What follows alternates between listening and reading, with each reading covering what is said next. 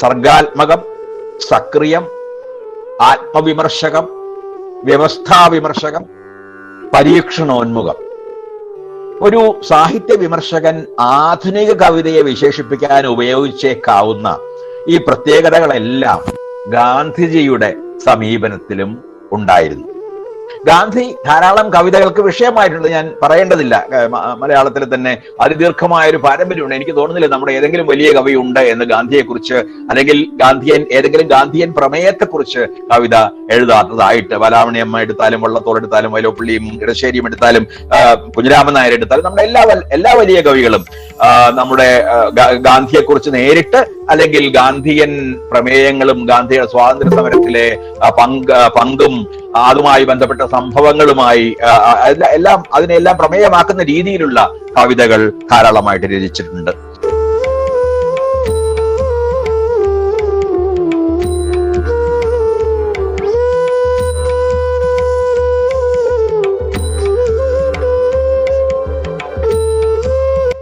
പ്രിയരെ, ഏവർക്കും സുപ്രഭാതം. ഒരു പുസ്തകത്തിന്റെ മാന്ത്രിക സ്വാധീനം എന്ന പേരിൽ ആരംഭിച്ച സത്യസന്ധതയുടെ ആൾരൂപമായ ഗാന്ധിജി എന്ന ചരിത്ര പുരുഷന്റെ ആത്മകഥാ വായന തുടരുകയാണ്. നമ്മൾ ഇന്ന് ഗാന്ധി വായനയുടെ 3-ാം മാസത്തിലേക്ക് പ്രവേശിക്കുകയാണ്. കേരളത്തിലെ ഏറ്റവും വലിയ ഗ്രാമീണ സർക്കാർ വിദ്യാലയത്തിന്, നമ്മുടെ മാപ്പയൂർ ഗവൺമെന്റ് വൊക്കേഷണൽ ഹയർ സെക്കൻഡറി സ്കൂളിന് ഇതൊരു പൊൻതൂവൽ. ഈ പരിപാടിയിൽ ഇന്ന് കൂടെയുള്ളത് ശ്രീ ഉദയകുമാർ സാറാണ്. TV അവതാരകൻ, നാടക സാംസ്കാരിക പ്രവർത്തകൻ, സാമൂഹ്യ നിരീക്ഷകൻ എന്നീ നിലകളിൽ പ്രവർത്തിക്കുന്ന Udayan sir Kozhikode Chalappuram government Ganapat girls school അധ്യാപകനാണ്. ആത്മകഥയിലെ 4-ാം ഭാഗത്തെ 13, 14 എന്നീ അധ്യായങ്ങൾ അവതരിപ്പിക്കുന്നതിനായി സാറിനെ സ്നേഹപൂർവ്വം ക്ഷണിക്കുന്നു.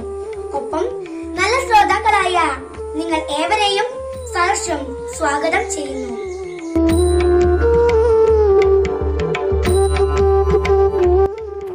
ഗാന്ധിജിയുടെ ആത്മകഥ, ഭാഗം 4, അധ്യായം 13, ഇന്ത്യൻ ഒപ്പീനിയൻ. യൂറോപ്യന്മാരുമായുള്ള അടുത്ത പരിചയങ്ങളെപ്പറ്റി ഇനിയും വിവരിക്കുന്നതിന് മുൻപ് 2-3 പ്രധാന ഇനങ്ങൾ പരാമർശിക്കാനുണ്ട്. എങ്കിലും ആ പരിചയങ്ങളിൽ ഒന്നിനെപ്പറ്റി ഉടനെ പറഞ്ഞേ തീരൂ. മിസ് ഡിക്കിനെ നിയമിച്ചതുകൊണ്ട് എൻ്റെ ആവശ്യം മുഴുവൻ നടക്കുമായിരുന്നില്ല. എനിക്ക് കൂടുതൽ സഹായം വേണ്ടിയിരുന്നു. മിസ് റിച്ചിനെ പറ്റി മുൻ അധ്യായങ്ങളിൽ ഞാൻ പറഞ്ഞുവല്ലോ. എനിക്ക് അദ്ദേഹത്തെ നല്ലപോലെ അറിയാമായിരുന്നു. ഒരു കച്ചവട സ്ഥാപനത്തിലെ മാനേജരായിരുന്നു അദ്ദേഹം. ആ ജോലി ഉപേക്ഷിച്ച് എൻ്റെ കൂടെ പ്രവർത്തിക്കുവാനുള്ള ക്ഷണം അദ്ദേഹം സ്വീകരിച്ചു. എൻ്റെ ജോലിഭാരം അദ്ദേഹം കാര്യമായി കുറച്ചു തന്നു. ഏതാണ്ട് ഈ സമയത്ത് ശ്രീ മദൻജിത്ത് എന്നെ സമീപിച്ച് ഇന്ത്യൻ ഒപ്പീനിയൻ തുടങ്ങാനുള്ള നിർദ്ദേശം വെക്കുകയും എൻ്റെ ഉപദേശം ആരായുകയും ചെയ്തു. അദ്ദേഹം നേരത്തെ മുതൽ ഒരു പ്രസ് നടത്തി വരികയായിരുന്നു. പത്രം തുടങ്ങാനുള്ള നിർദ്ദേശത്തോട് ഞാൻ യോജിച്ചു. 1904 ആ പ്രസിദ്ധീകരണം തുടങ്ങി. ശ്രീ മൻസുഖ് ലാൽ നാസർ ആയിരുന്നു ആദ്യ പത്രാധിപൻ. എന്നാൽ അതിൻ്റെ ജോലി അധികവും ഞാൻ തന്നെ ചെയ്യേണ്ടി വന്നു. മിക്കപ്പോഴും ആ പ്രസിദ്ധീകരണം ഇറക്കേണ്ട ചുമതല ഫലത്തിൽ എനിക്കായി. ശ്രീ മൻസുഖ് ലാലിന് അത് നടത്തിക്കൊണ്ടുപോകാൻ കഴിയാഞ്ഞിട്ടല്ല. ഇന്ത്യയിലായിരുന്നപ്പോൾ നല്ലൊരളവിൽ പത്രപ്രവർത്തനം നടത്തിയിട്ടുള്ള ആളാണ് അദ്ദേഹം. എന്നാൽ ഞാൻ അവിടെ ഉള്ളപ്പോൾ സങ്കീർണമായ ദക്ഷിണാഫ്രിക്കൻ പ്രശ്നങ്ങളെപ്പറ്റി എഴുതാൻ അദ്ദേഹം ഒരിക്കലും ധൈര്യപ്പെട്ടില്ല. എൻ്റെ വിവേചന ബോധത്തെപ്പറ്റി അദ്ദേഹത്തിന് വലിയ വിശ്വാസമായിരുന്നു. അതിനാൽ മുഖപ്രസംഗം തുടങ്ങിയ പത്രാധിപ പംക്തികൾ നോക്കേണ്ട ചുമതല എന്നെ ഏൽപ്പിച്ചു. ഇതുവരെ ആ പ്രസിദ്ധീകരണം ഒരു ആഴ്ചപ്പതിപ്പാണ്. തുടക്കത്തിൽ അത് ഗുജറാത്തിയിലും ഹിന്ദിയിലും തമിഴിലും ഇംഗ്ലീഷിലും പ്രസിദ്ധീകരിച്ചിരുന്നു. എന്നാൽ ഹിന്ദി തമിഴ് വിഭാഗങ്ങൾ പേരിന് മാത്രമുള്ളവയാണെന്ന് ഞാൻ കണ്ടു. അവകളുടെ ഉദ്ദേശിച്ച പ്രയോജനം കിട്ടിയിരുന്നില്ല. അതിനാൽ അവ തുടരുന്നതിൽ കുറെ വഞ്ചന പോലും അടങ്ങിയിട്ടുണ്ടെന്ന് തോന്നിയതിനാൽ ഞാനവ നിർത്തിക്കളഞ്ഞു. ഈ പ്രസിദ്ധീകരണത്തിന് ഞാൻ പണം മുടക്കേണ്ടി വരുമെന്ന് വിചാരിച്ചിരുന്നില്ല. എന്നാൽ എൻ്റെ സാമ്പത്തിക സഹായം കൂടാതെ അതിന് മുന്നോട്ട് പോകാനാവില്ലെന്ന് ഞാൻ വേഗം മനസ്സിലാക്കി. ഇന്ത്യൻ ഒപ്പീനിയൻ്റെ പത്രാധിപർ പേരുകൊണ്ട് ഞാനല്ലെങ്കിലും അതിൻ്റെ നടത്തിപ്പിന് യഥാർത്ഥ കാരണക്കാരൻ ഞാനാണെന്ന് ഇന്ത്യക്കാർക്കും യൂറോപ്യന്മാർക്കുമെല്ലാം അറിയാമായിരുന്നു. ആ പ്രസിദ്ധീകരണം തുടങ്ങിയിരുന്നില്ലെങ്കിൽ സാരമില്ലായിരുന്നു. പക്ഷേ ഒരിക്കൽ തുടങ്ങിയിട്ട് നിർത്തുന്നത് സമുദായത്തിന് ഒരു നഷ്ടവും അപമാനവുമാകും. അതിനാൽ അതിലേക്ക് ഞാൻ പണം ചൊരിഞ്ഞുകൊണ്ടേയിരുന്നു. ഫലത്തിൽ എൻ്റെ സമ്പാദ്യം മുഴുവൻ ഒടുവിൽ അതിൽ മുക്കി. പ്രതിമാസം 75 പവൻ വീതം എനിക്കതിനായി മുടക്കേണ്ടി വന്ന ഒരു കാലം ഓർമ്മയിലുണ്ട്. എന്നാൽ എനിക്ക് തോന്നുന്നത് ഇക്കാലം അത്രയും കൊണ്ട് ആ പ്രസിദ്ധീകരണം സമുദായത്തിന് നല്ല സേവനം ചെയ്തു എന്നാണ്. അതൊരു ലാഭകരമായ ഏർപ്പാടാക്കാൻ ഒരിക്കലും ഉദ്ദേശിച്ചിരുന്നില്ല. എൻ്റെ നിയന്ത്രണത്തിലായിരുന്നിടത്തോളം കാലം അതിൽ വന്ന മാറ്റങ്ങൾ എൻ്റെ ജീവിതത്തിലെ മാറ്റങ്ങളെ സൂചിപ്പിക്കുന്നവയായിരുന്നു. ഇപ്പോൾ യങ് ഇന്ത്യയും നവജീവനും എന്ന പോലെ അന്ന് ഇന്ത്യൻ ഒപ്പീനിയൻ എൻ്റെ ജീവിതഭാഗത്തിൻ്റെ ദർപ്പണമായിരുന്നു. ആഴ്ചതോറും അതിൻ്റെ പങ്ക്തികളിൽ എൻ്റെ ആത്മാവിനെ ഞാൻ ഒഴുക്കിക്കൊണ്ടിരുന്നു. സത്യാഗ്രഹത്തിൻ്റെ തത്വങ്ങളും പ്രയോഗവും ഞാൻ മനസ്സിലാക്കിയ പോലെ അതിൽ വിശദീകരിച്ചു കൊണ്ടിരുന്നു. ജയിലിൽ വിശ്രമിക്കാൻ നിർബന്ധിതനായ ഇടവേളകൾ ഒഴികെ, അതായത് 1914 വരെ ഇന്ത്യൻ ഒപ്പീനിയൻ്റെ ഒരു ലക്കവും എൻ്റെ ലേഖനമില്ലാതെ ഇറങ്ങിയിട്ടില്ല. സസൂക്ഷ്മം ചിന്തിക്കാതെയോ മനഃപൂർവ്വം അതിശയോക്തി കലർത്തിയോ ആരെയെങ്കിലും പ്രീതിപ്പെടുത്താൻ മാത്രമായോ ഒറ്റ വാക്കുപോലും ആ ലേഖനങ്ങളിൽ പ്രയോഗിച്ചതായി എനിക്ക് ഓർമ്മിക്കാൻ കഴിയുന്നില്ല. തീർച്ചയായും ആ പ്രസിദ്ധീകരണം ആത്മനിയന്ത്രണത്തിൽ എനിക്കൊരു പരിശീലനവും സ്നേഹിതന്മാർക്ക് എൻ്റെ വിചാരങ്ങളുമായി ബന്ധം പുലർത്തുവാനുള്ള ഒരു മാധ്യമവും ആയി ഭവിച്ചു. അതിലൊരു വിമർശകന് ആക്ഷേപാർഹമായി വല്ലതും കാണാൻ ഞെരുക്കമായിരുന്നു. വാസ്തവത്തിൽ ഇന്ത്യൻ ഒപ്പീനിയൻ്റെ സ്വരം വിമർശകനെ തൻ്റെ തന്നെ പേനയുടെ മേൽ നിയന്ത്രണം വെക്കാൻ നിർബന്ധിക്കുകയാണുണ്ടായത്. ഇന്ത്യൻ ഒപ്പീനിയനെ കൂടാതെ സത്യാഗ്രഹം ഏറെക്കുറെ അസാധ്യമായിരുന്നു. സത്യാഗ്രഹ സമരത്തിൻ്റെയും ദക്ഷിണാഫ്രിക്കയിലെ ഇന്ത്യക്കാരുടെ യഥാർത്ഥ സ്ഥിതിയുടെയും സത്യസന്ധമായ വിവരം കിട്ടാൻ വായനക്കാർ അതിൻ്റെ നേർക്കാണ് പ്രതീക്ഷയോടെ നോക്കിയിരുന്നത്. മനുഷ്യ സ്വഭാവത്തെ അതിൻ്റെ വ്യത്യസ്ത വർണ്ണങ്ങളിലും ഭാവങ്ങളിലും ഗ്രഹിക്കാൻ എനിക്കതൊരു മാർഗമായി തീർന്നു. എന്തെന്നാൽ പത്രാധിപരും വായനക്കാരുമായി എപ്പോഴും അടുത്ത സ്വച്ഛമായ ബന്ധം പുലർത്താൻ ഞാൻ ശ്രമിച്ചു. എനിക്ക് റിപ്പോർട്ടർമാരുടെ ഹൃദയവികാരങ്ങൾ നിറഞ്ഞ കത്തുകളുടെ വെള്ളപ്പൊക്കം തന്നെ അനുഭവപ്പെട്ടു. എഴുതിയയാളിൻ്റെ സ്വഭാവമനുസരിച്ച് അവ സ്നേഹം കലർന്നതോ വിമർശനാത്മകമോ പരുഷമോ ആയിരുന്നു. ഈ കത്തുകളെല്ലാം വായിച്ച് ആലോചിച്ച് മറുപടി അയക്കുക എന്നത് എനിക്ക് നല്ലൊരു വിദ്യാഭ്യാസമായിരുന്നു. എനിക്കുള്ള ഈ കത്തുകളിലൂടെ ഇന്ത്യൻ സമുദായം ഉറക്കെ ആലോചിക്കുകയാണെന്ന് തോന്നി. ഒരു പത്രപ്രവർത്തകൻ്റെ ഉത്തരവാദിത്വം അതെനിക്ക് ശരിക്കും മനസ്സിലാക്കി തന്നു. ഇത്തരത്തിൽ ഇന്ത്യക്കാരുടെ മേൽ എനിക്ക് ലഭിച്ച സ്വാധീനം പിന്നീടുള്ള സമരത്തെ പ്രായോഗികവും അന്തസ്സുള്ളതും അപ്രതിരോധ്യവുമാക്കുകയും ചെയ്തു. പത്രപ്രവർത്തനത്തിൻ്റെ ഏക ലക്ഷ്യം സേവനമായിരിക്കണമെന്ന് ഇന്ത്യൻ ഒപ്പീനിയൻ തുടങ്ങി ആദ്യത്തെ മാസം തന്നെ ഞാൻ മനസ്സിലാക്കി. പത്രങ്ങൾ വലിയൊരു ശക്തിയാണ്. എന്നാൽ നിയന്ത്രിക്കാത്ത ജലപ്രവാഹം എല്ലാ പ്രദേശങ്ങളെയും വെള്ളത്തിലാഴ്ത്തുകയും വിളകൾ നശിപ്പിക്കുകയും ചെയ്യുന്നത് പോലെ തന്നെ അനിയന്ത്രിതമായ തൂലിക നാശമേ ഉണ്ടാക്കും. നിയന്ത്രണം പുറത്തുനിന്നാണെങ്കിൽ അത് നിയന്ത്രണരാഹിത്യത്തേക്കാൾ അപകടകരമായിരിക്കും. ഉള്ളിൽ നിന്ന് നിയന്ത്രണം വന്നാലേ ഗുണപ്രദമാകും. ഈ ചിന്താഗതി ശരിയാണെങ്കിൽ ലോകത്തിലെ എത്ര പ്രസിദ്ധീകരണങ്ങൾ ഈ പരീക്ഷയിൽ വിജയിക്കും? വിജയിക്കാത്തവയെ നിർത്തലാക്കാൻ ആർക്ക് കഴിയും? രണ്ടിൻ്റെയും നന്മതിന്മകൾ ആര് വിധിക്കും? ഗുണമുള്ളതും ഇല്ലാത്തതും നന്മയും തിന്മയും പോലെ ഒരുമിച്ച് നിലനിൽക്കും. മനുഷ്യന് ഇതിൽ നിന്നും തിരഞ്ഞെടുക്കേണ്ടതായും വരും. ഗാന്ധിജിയുടെ ആത്മകഥ, ഭാഗം 4, അധ്യായം 14. കൂലികളുടെ പ്രത്യേക വാസസ്ഥലങ്ങൾ അഥവാ പുറംചേരികൾ. നമുക്ക് ഏറ്റവും വലിയ സാമൂഹ്യ സേവനം ചെയ്യുന്ന ചില വർഗങ്ങളെ ഹിന്ദുക്കളായ നമ്മൾ തൊട്ടുകൂടാത്തവരായി കണക്കാക്കി പട്ടണത്തിൻ്റെയോ ഗ്രാമത്തിൻ്റെയോ വിദൂര ഭാഗങ്ങളിലേക്ക് തള്ളിയിരിക്കുകയാണ്. ഗുജറാത്തിയിൽ ആ ഭാഗത്തിന് പറയുന്ന ഭേഡ്വാഡ എന്ന പേരിന് തന്നെ ഒരു ദുർഗന്ധം കിട്ടിയിരിക്കുന്നു. ഇതുപോലെ ക്രൈസ്തവ യൂറോപ്പിൽ ഒരു കാലത്ത് ജൂതന്മാർ തൊട്ടുകൂടാത്തവരായിരുന്നു. അവർക്ക് നൽകപ്പെട്ടിരുന്ന വാസസ്ഥലങ്ങളുടേത് ഖെട്ടോ എന്ന പ്രകോപനമുണ്ടാക്കുന്ന പേരായിരുന്നു. അതുപോലെ ഇന്ന് ദക്ഷിണാഫ്രിക്കയിലെ തൊട്ടുകൂടാത്തവരായി നമ്മൾ മാറിയിരിക്കുന്നു. ആൻഡ്രൂസിൻ്റെ ത്യാഗവും ശാസ്ത്രിയുടെ മാന്ത്രിക ദണ്ഡും നമ്മെ അഭിവൃദ്ധിപ്പെടുത്തുന്നതിൽ എത്ര കണ്ട് വിജയിക്കുമെന്ന് കാണാനിരിക്കുന്നതേയുള്ളൂ. പണ്ടത്തെ യഹൂദന്മാർ മറ്റെല്ലാവരെയും ഒഴിവാക്കിക്കൊണ്ട് ദൈവത്തിൻ്റെ തിരഞ്ഞെടുക്കപ്പെട്ട ജനമായി സ്വയം കണക്കാക്കി.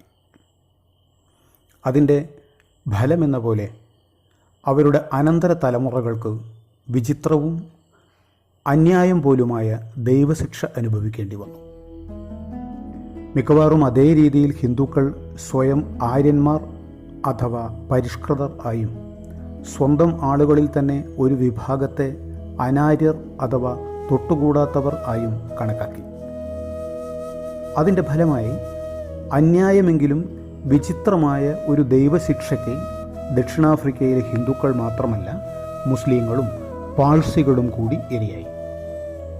ഹിന്ദു സഹോദരങ്ങളോടൊപ്പം ഒരേ രാജ്യത്തു നിന്നുള്ളവരും ഒരേ നിറമുള്ളവരുമാണ് അവരെന്നതാവാം കാരണം. ഈ അധ്യായത്തിൻ്റെ തലക്കെട്ടിൽ വന്ന ലൊക്കേഷൻസ്, അതായത് പ്രത്യേക വാസസ്ഥലങ്ങൾ എന്ന പ്രയോഗത്തിൻ്റെ അർത്ഥം വായനക്കാരന് ഇപ്പോൾ ഒരു പരിധിയോളം മനസ്സിലായി കാണും. ദക്ഷിണാഫ്രിക്കയിൽ നമുക്ക് കൂലി എന്ന അറപ്പുണ്ടാക്കുന്ന പേരാണ് കിട്ടിയിരിക്കുന്നത്. ഇന്ത്യയിൽ കൂലി എന്നതിന് ചുമട്ടുകാരൻ എന്നോ കൂലിപ്പണിക്കാരൻ എന്നോ ആണർത്ഥം. എന്നാൽ ദക്ഷിണാഫ്രിക്കയിൽ അതിന് അവജ്ഞയെ സൂചിപ്പിക്കുന്ന ഒരു പ്രത്യേകാർത്ഥമാണുള്ളത്. പറയൻ എന്നോ അസ്പൃശ്യൻ എന്നോ നാം പറയുന്നത് പോലെയാണത്. കൂലികൾക്ക് താമസിക്കാൻ നീക്കിവെച്ച സ്ഥലങ്ങളാണ് കൂലി ലൊക്കേഷൻ. ജോഹന്നാസ്ബർഗിൽ അതുപോലൊരു സ്ഥലം ഉണ്ടായിരുന്നു. മറ്റ് സ്ഥലങ്ങളിലെ ഇത്തരം കേന്ദ്രങ്ങളിൽ ഇന്ത്യക്കാർക്ക് കൈവശാവകാശമുണ്ടായിരുന്നു. ഇവിടെ ആകട്ടെ വീട് വെച്ച് പാർക്കുവാനുള്ള വളപ്പുകൾ 99 വർഷത്തേക്ക് പാട്ടത്തിനാണ് ഇന്ത്യക്കാർക്ക് ലഭിച്ചത്. ലൊക്കേഷനിൽ ആളുകൾ തിങ്ങിപ്പാർത്തു. അവരുടെ ജനസംഖ്യ വർദ്ധിക്കുന്നതനുസരിച്ച് സ്ഥലവിസ്തൃതി ഒരിക്കലും വർദ്ധിച്ചിരുന്നില്ല. അവിടുത്തെ കക്കൂസുകൾ വല്ലപാടുമൊന്ന് വൃത്തിയാക്കാൻ ഏർപ്പാട് ചെയ്തിരുന്നതല്ലാതെ മുനിസിപ്പാലിറ്റി യാതൊരു ശുചീകരണ സൗകര്യങ്ങളും നൽകാൻ കൂട്ടാക്കിയില്ല. നല്ല റോഡുകളുടെയും വിളക്കുകളുടെയും കാര്യം അത്ര പോലും ശ്രദ്ധിച്ചിരുന്നില്ല.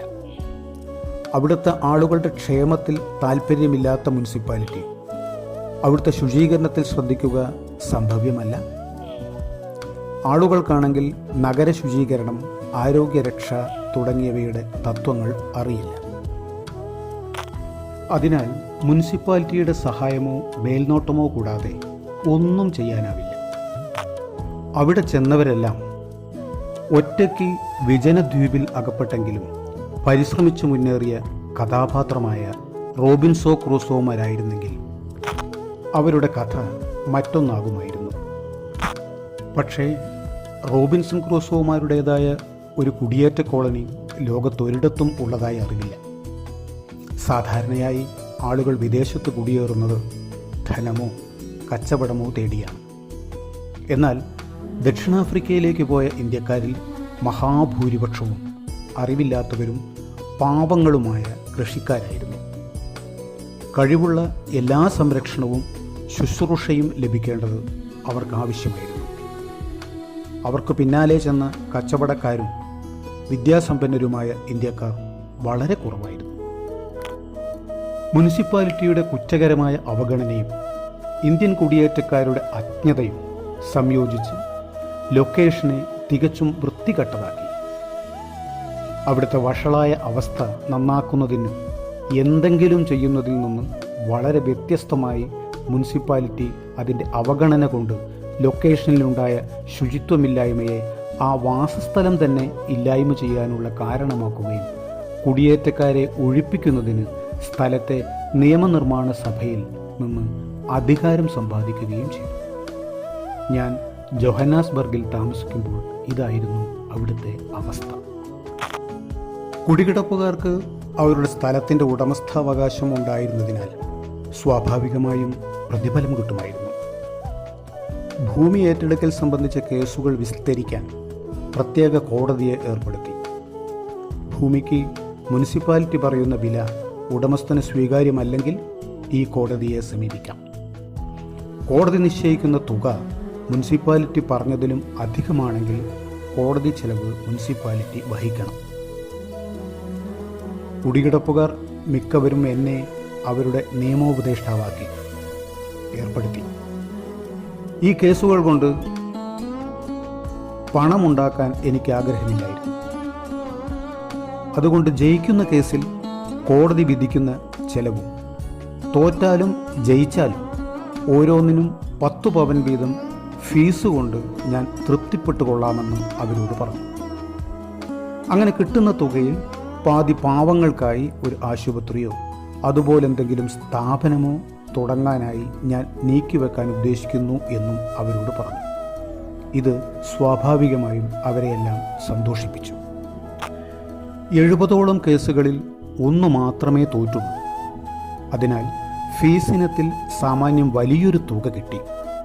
പക്ഷേ നിരന്തരം പണം ആവശ്യപ്പെട്ടുകൊണ്ടിരുന്ന ഇന്ത്യൻ ഒപ്പീനിയൻ ഉണ്ടായിരുന്നു.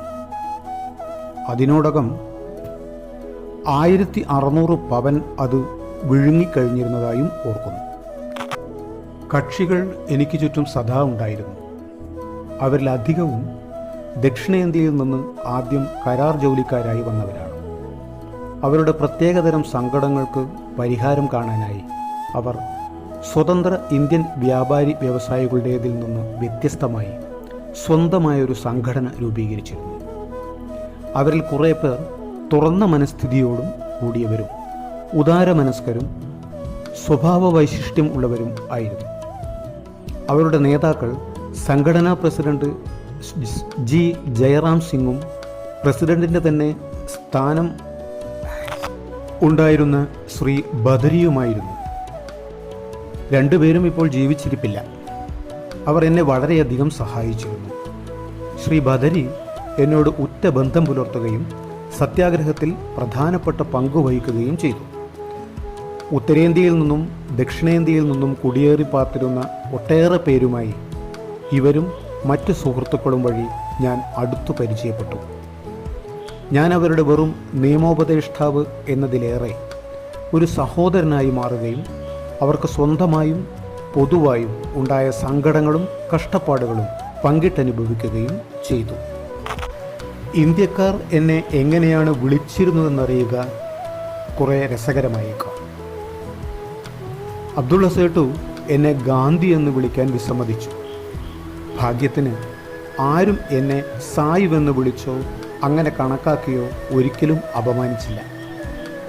അബ്ദുള്ള സേട്ടു നല്ലൊരു പേര് കണ്ടുപിടിച്ചു, ഭായ്, സഹോദരൻ. മറ്റുള്ളവരും അദ്ദേഹത്തെ പിഞ്ചൊന്ന് ഞാൻ ദക്ഷിണാഫ്രിക്ക വിടുന്നതുവരെ ഭായ് എന്നാണ് എന്നെ വിളിച്ചു പോന്നത്.